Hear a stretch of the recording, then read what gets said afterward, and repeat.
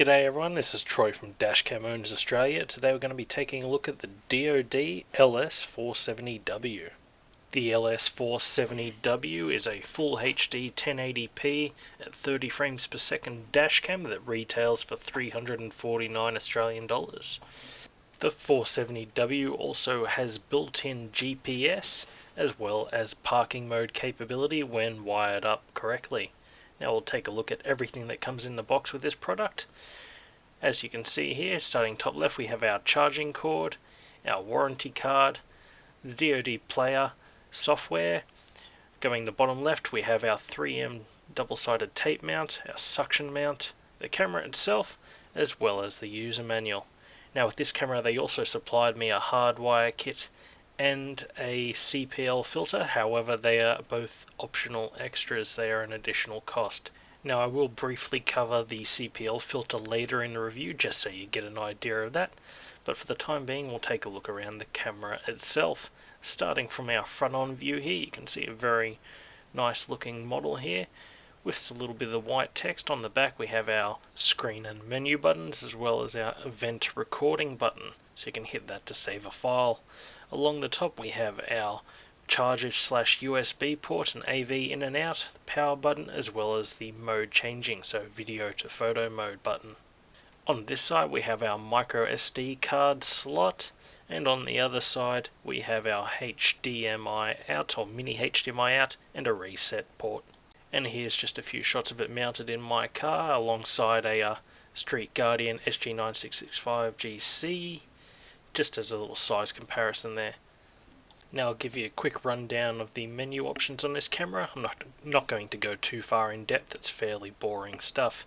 Here's our video mode, there's no reason to take it out of 1080 as far as I'm concerned. Our exposure value options there. Now we have a few different settings for your picture, so your auto, daylight, cloudy, etc. I left it on auto for all of my footage. Then we have our microphone options, on and off there, date stamp options, on and off there, loop recording, so 2 minutes, 3 minutes or 5 minutes per clip. Our G-sensor settings, off, high, middle and low. And that's our driver tag, so you'll see that printed on some of the videos that I post later. This is a driver revival warning, so 1 hour, 2 hour, 3 hours it'll remind you. GPS logging, on or off. We have our heads up display options, which I'll touch on a bit later on in this review, but that can come on 15 seconds, 1 minute or 3 minutes after start. These are the overspeed warnings, so you can set it to flash a warning whenever you go over your set speed there. Speed units, you can set kilometers per hour or miles per hour. Below that we have our image rotation settings. Then we have our time-lapse settings, as you can see here, so you can take time-lapse videos, photography. Here we can format our memory card. We have our language options, setting the date and time, flicker, beep noises for the menus, as well as our screensaver, video output, speed stamp, firmware settings, and how we do a factory reset. And here is the firmware version just for everybody at home. Now we get to the good part, the footage for this camera. Now to start off with, I'll be showing you footage without the CPL filter. I do have a few clips later on with the CPL filter just so you get a comparison. The CPL filter is just designed to sort of cut down on reflections from your windscreen. As you can probably see in the left hand side here, I do get a bit of reflection from my dashboard, which the CPL filter helps cut down later on. But apart from that, this camera has very, very nice video footage. The Sony Exmor sensor does a very, very nice job on dash cams. You really can't fault the quality you get out of one. And now I'll just change over to some different footage with no CPL filter, just so you get an idea of a few different scenarios. In this next clip, I'll stop talking for a second just so you can hear what the microphone on this particular camera is like. I don't really say anything in this clip, but you'll be able to get a good idea anyway.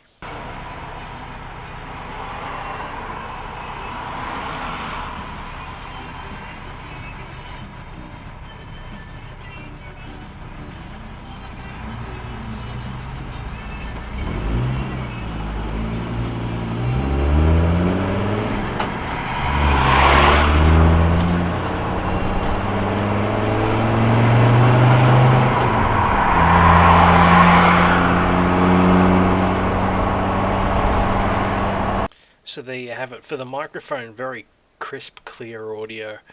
Picks up a lot of the ambient noises, very clear inside the car. Just what you want from a dash cam in this price range. Now the footage I'm showing you now is with the CPL filter on, so as you can see it's cut down a bit on those reflections in the left and right bottom side corners of the camera, so it's improved that quite a bit, and it doesn't really do anything to ruin the footage. It's still as good as it was before, and you'll see that later with the night footage. It doesn't really hurt that at all.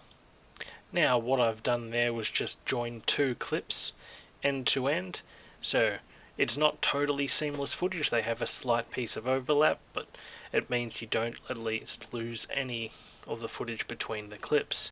Alright, now it's time to get stuck into some nighttime footage. Now all this footage is shot with the CPL filter on the camera, but that doesn't seem to be hurting it one bit, as you can see. Still very nice footage, even considering it's like a stormy sort of night in Sydney, so it's quite dark. No real stars or moon in the sky to give you additional lighting there, so it's basically just street lights and cars, but the camera still does a very nice job of it. I'll move on to some darker footage in a moment. I'll be going over to Heathcote Road, so there's no street lamps, but to start off the clip I'll have my high beams on just to give you an idea of the changing exposure on the camera.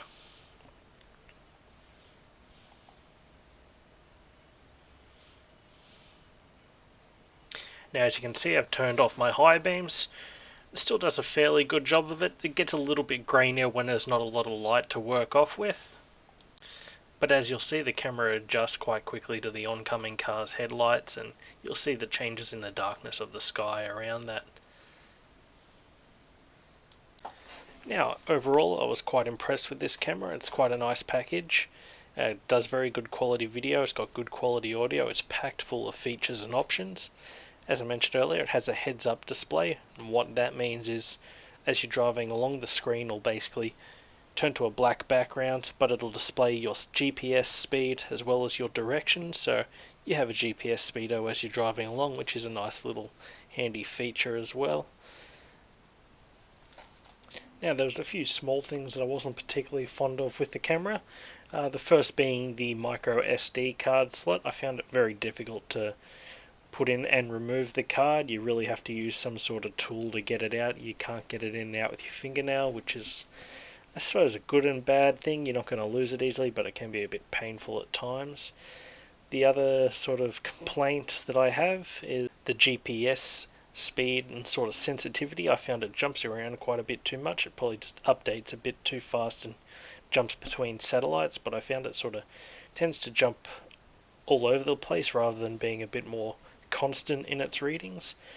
But that's not really going to be too much of an issue for most people. I just sort of found it annoying. But apart from that, I hope you've enjoyed this review, and thank you for watching. Goodbye.